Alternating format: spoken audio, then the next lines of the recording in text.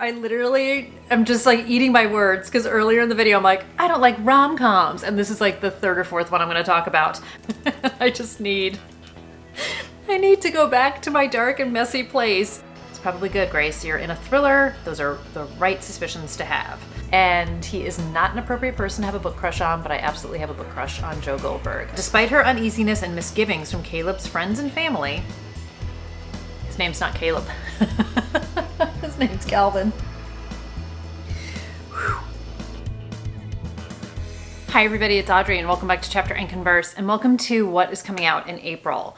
I feel crazy filming this. I can't believe how fast this year is already flying. I feel like when you were younger, everyone's always like, relish the time. Like when you get older, time goes so much faster.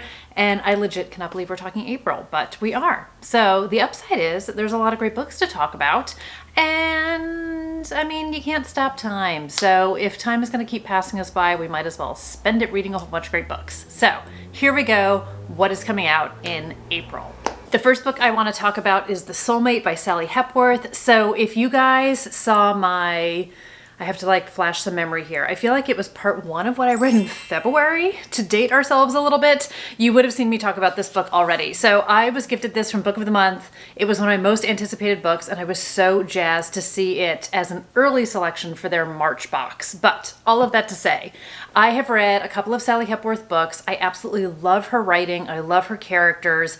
She does such tremendous character-driven mystery suspense, I find, and I really love the dynamics. So I have read two of her books that involve sisters, and I'm very excited about this one because not only do we get a married couple with a whole mess of secrets, we get a completely sinister-ish setting in this one. So we have our very happy couple, so we know that's not going to end well for them.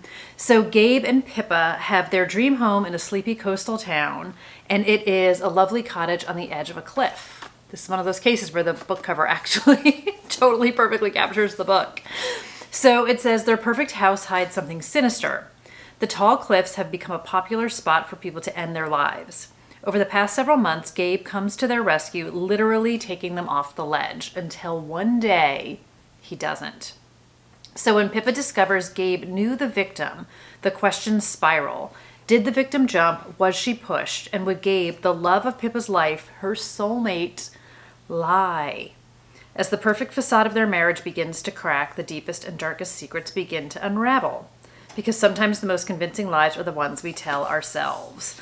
So, like I said, so I have read The Good Sister and The Younger Wife. I have heard such great things about, I want to say, The Mother-in-Law. I have it. And I also have The Family Next Door. So I am just, like I said, a huge fan of Sally Hepworth's writing, and I'm very excited for this one. I love the location of this, and I love the concept of this. And the little tagline on the front says, what happens when love pushes you to the edge?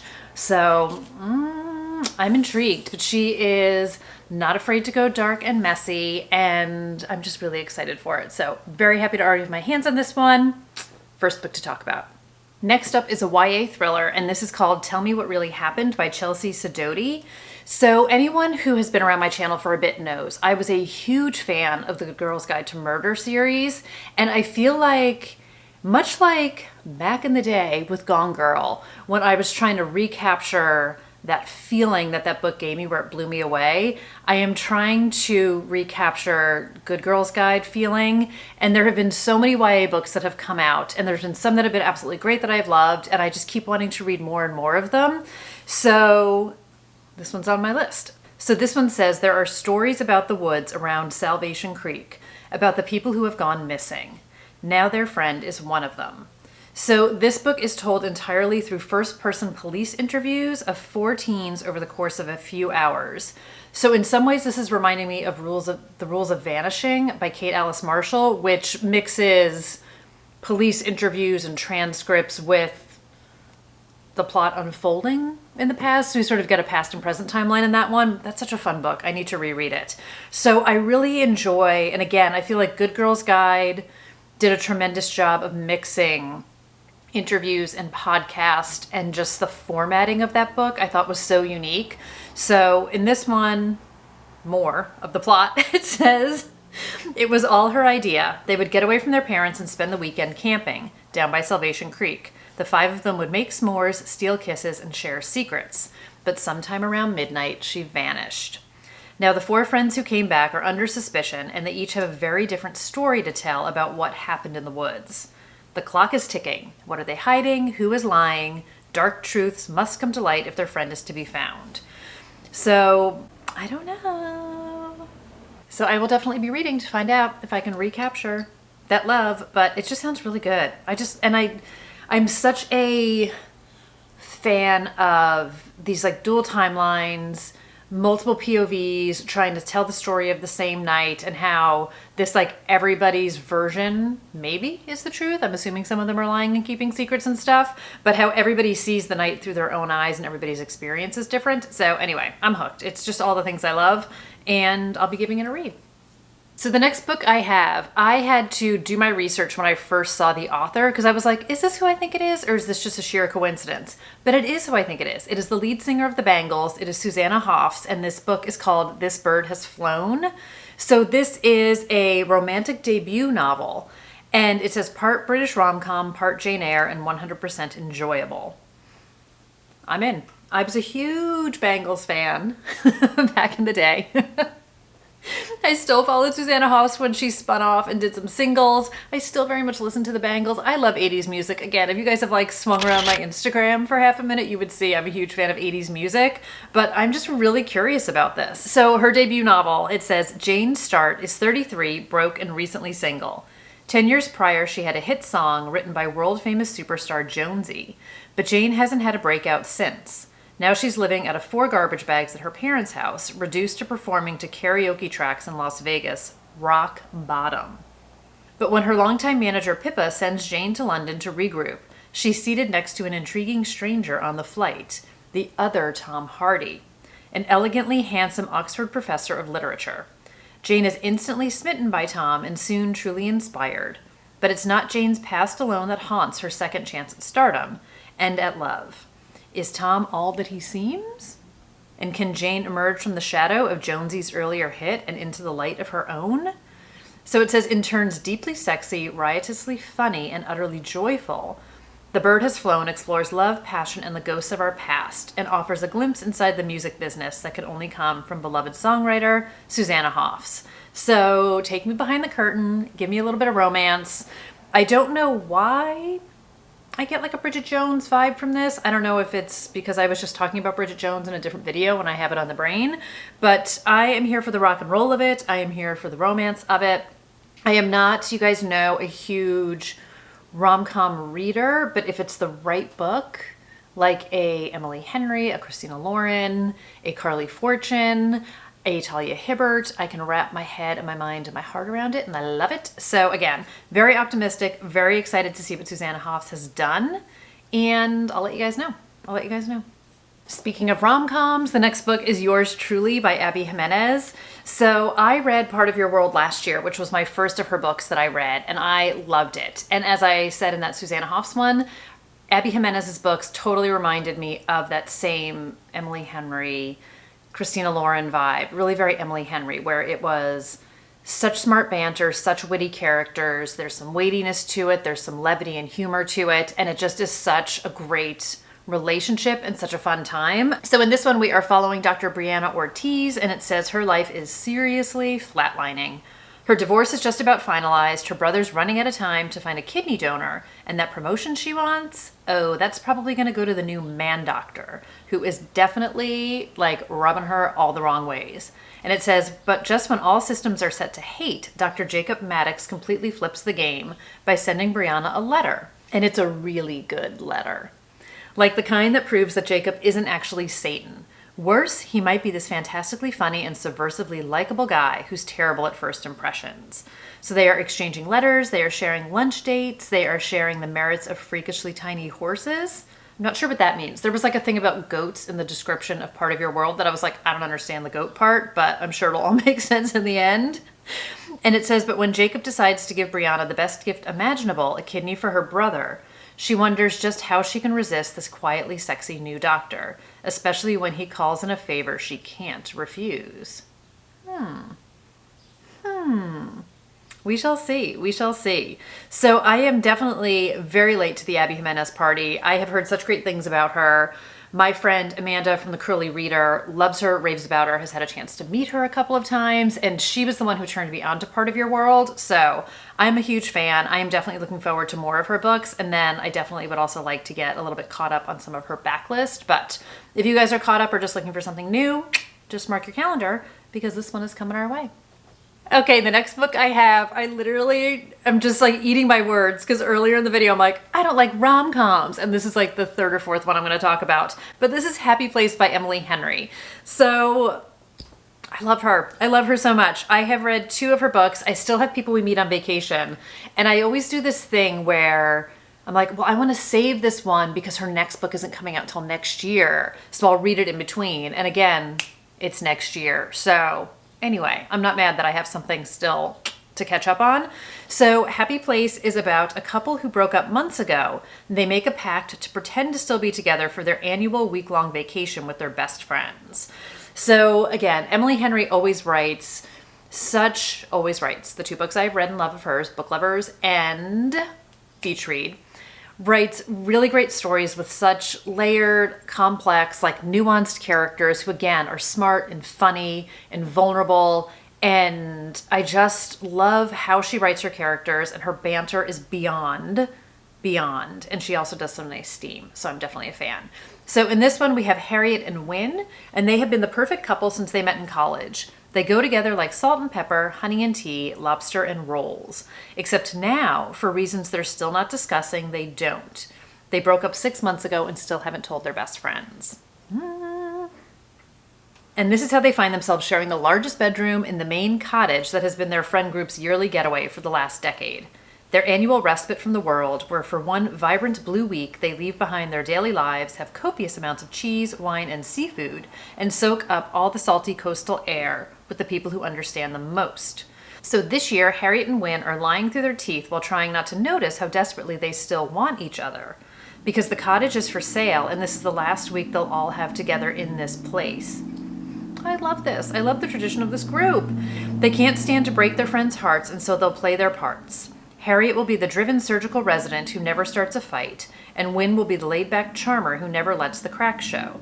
It's a flawless plan if you look at it from a great distance and through a pair of sunscreen-smeared sunglasses. After years of being in love, how hard can it be to fake it for 1 week in front of those who know you best? I'm very excited for this book. I'll be honest, you guys, I did not really read the description of this book because Emily Henry to me is just, she's an autobiography author. I don't need to read the back of her books. I'm totally invested in her stories without knowing anything. But I love this concept. And I've talked about this before. Like, I had a great group of friends from college. We all stayed, most of us stayed in Boston afterwards. Not the same story to this in any way, but we used to do trips to the Cape in the summer. We would stay at different places. But having this friend group, having these connections, having these long-term relationships, I miss it so much, and it's like such a time in your life. So I feel like I can see sort of breadcrumbs of myself and my friends in this in some ways, but I'm really interested to see how it happens, how it all plays out. I can only imagine. But it sounds like great, again, escapist fun, and I am expecting amazing writing. I tend to both laugh and cry in her books, and I'll be doing both, I'm sure. I have no doubt. I have no doubt. So again, as always, stay tuned because when I read it, I will tell you guys all about it. But, all right, it is time to get dark and messed up because this is too much levity for me. I need to go back to my dark and messy place. So what better place to start in my dark and messy place than with the 4th book in the You series. My good friend Joe Goldberg is back in For You and Only You by Carolyn Kempness. So I do have a little catch up to do. I still need to read You Love Me. Again, if you guys have been here for a minute, made an entire video of 23 books I'd like to read in 2023. That is one of the books. I have, to date, as of the time of filming this, failed miserably. I have read 2 of those books so far, so I've got some work to do, including the prequel to this book. So I am going to be a little vague on what this book is about because A, I don't want to ruin it for you, and B, I don't want to ruin it for me. I also don't know why I do 1 finger and call it A and 2 fingers and call it B, but I feel like at this stage of the game, you guys get it. So book number 1 follows Joe Goldberg. So he is a bookstore manager, I want to say, in book number 1 in New York City. And this girl, Gwendolyn Beck, walks into the store and he is immediately smitten with her, falls for her. And he very much is like, I'm going to be with you and nothing is going to stop us. So Joe has a knack for just getting rid of anything and everything that is in his way. And you is written in second person. He is literally talking to you.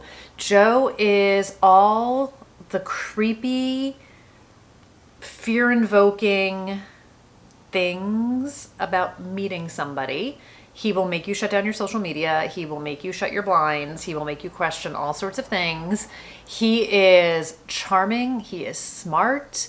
He does not mess around, and he is not an appropriate person to have a book crush on, but I absolutely have a book crush on Joe Goldberg. I just love him so much.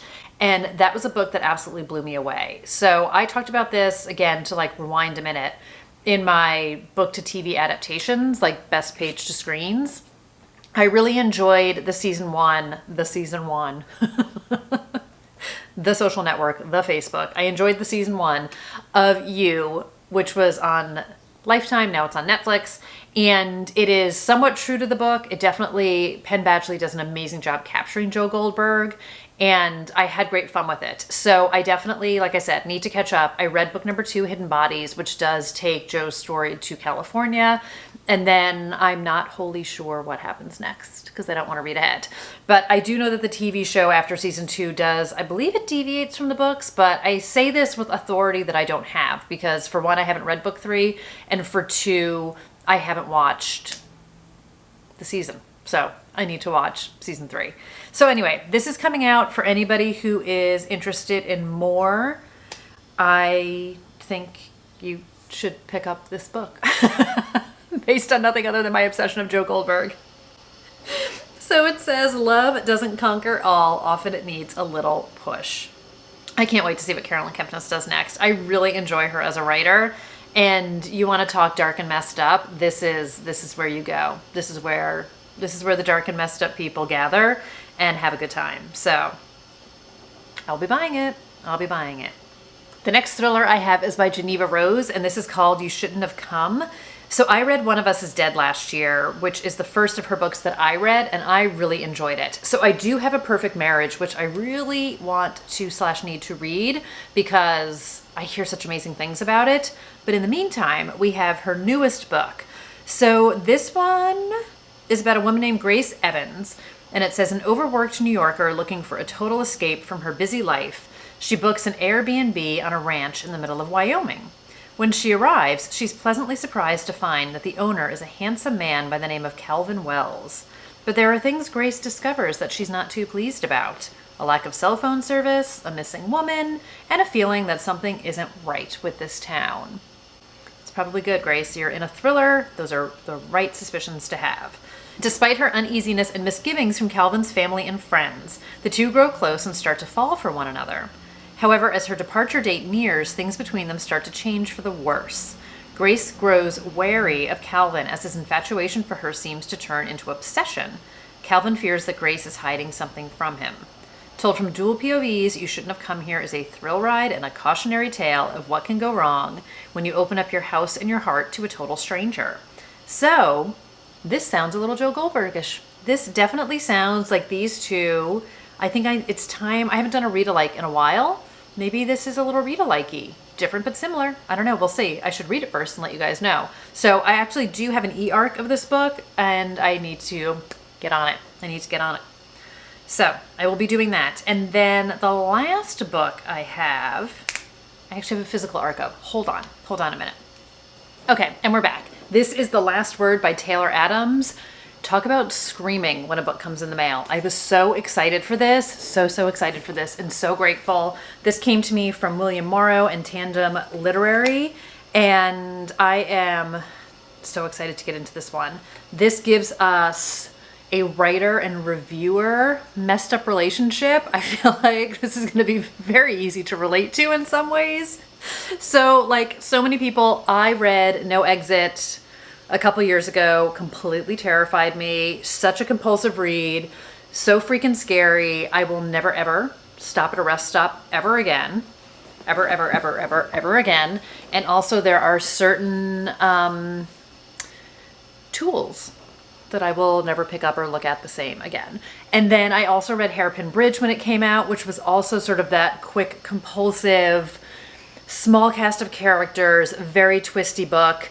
Can't really avoid bridges, but maybe deserted bridges are things that I will avoid on my own, just saying. So I think the cautionary tale in this one is going to be don't write a bad review for a book. So in this one, we have a woman named Emma Carpenter.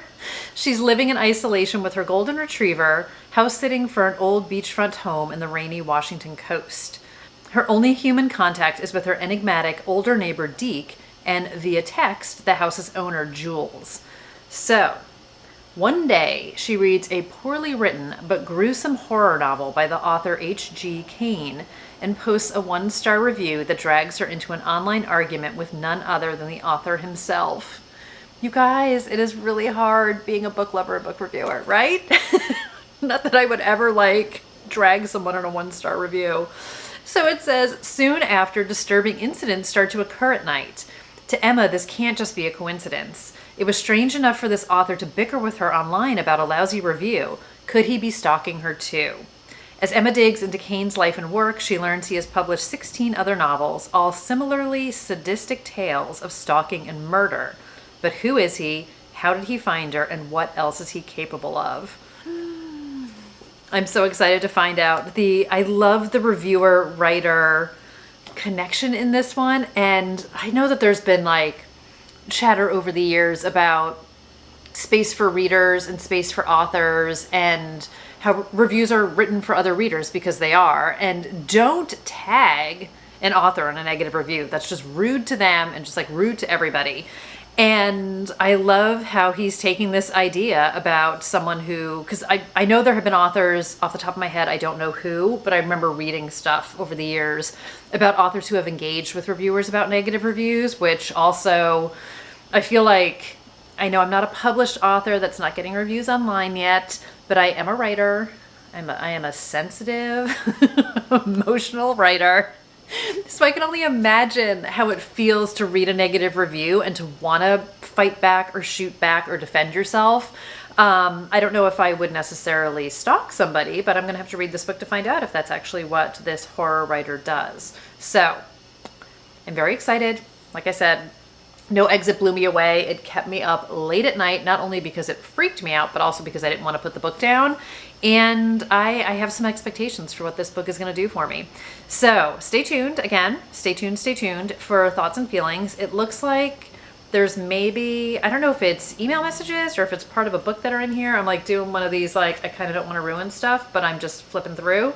So I will let you guys know, but I am so super excited for this. I am so grateful for the arc of this, and I will let you guys know what I think. So last book I have. So that's going to do it for April. I know, again, just a smattering, just a handful. There's so many books coming out, but I'm excited. And it's funny, I make these lists ahead of time and then I do some homework at the end to see if I've missed anything. And I did not realize that I had just a little nugget of some rom-com-y books coming in here. So I'm excited for those. And again, there is such weightiness to them as well, on top of the levity and the fun times. So I like to balance out my books a little bit here. But let me know which book you're super excited for in April, if you've had a chance to read anything ahead of time, got your hands on any arcs either, and we'll talk down below. So thanks for watching today. Thanks for being here. And I hope everyone is doing great, of course, and I will see you guys in another video really soon. Take care, everybody. Bye.